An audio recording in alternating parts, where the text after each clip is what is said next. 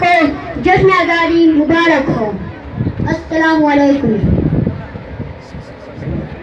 خدا کرے کہ میری ارض پاک پہ اترے، خدا کرے کہ میری ارض پاک پہ اترے وہ فصل گل جسے اندیشے زوال نہ ہو۔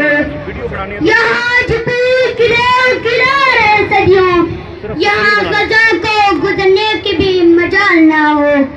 صدر علی وقار۔ آج کی تاریخ 14 اگست 2018 ایک ایسی تاریخ جو دنیا میں آج رکھی جاتی ہے کہ جس نے ہندوستان کا سینہ چھیڑتی ہوئی ہے۔ ایک خطہ، ایک فلسفہ، ایک سوچ پاکستان 14 اگست 1947 کو مارچ وجود میں آئی۔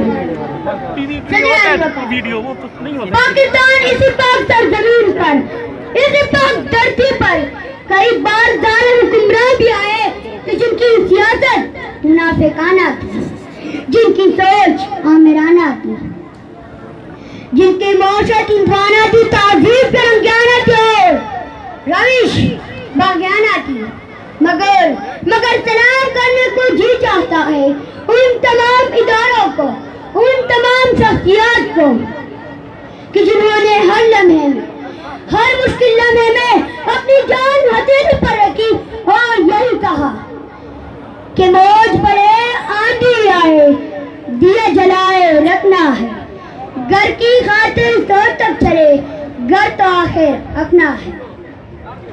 جناب والا، ہم آزاد ہیں، ہم آزاد کیوں نہیں؟ کیونکہ ہم نے ذرے کا دل چیر کے خورشید کا لہو ٹپکایا ہے اور عالم اسلام میں دنیا کے پہلے ایٹمی قوت بن کر دکھایا ہے۔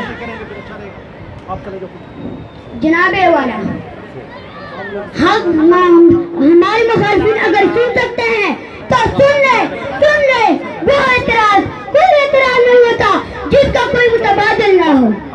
جناب والا، اگر ان کو لگتا ہے کہ ہم آزاد نہیں تو دراصل شبہ وحشت کا شکار ہیں۔ اگر تمہیں لگتا ہے کہ تمہارے پاس کوئی متبادل ہے تو لاؤ، ورنہ ایسے نہیں چلے گا۔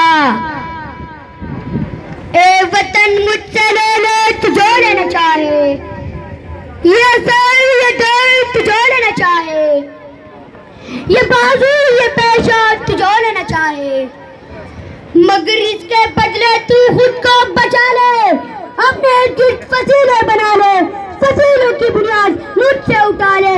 میں تجھ کو سجاتے ہوئے جان دے دوں، میں تجھ کو بچاتے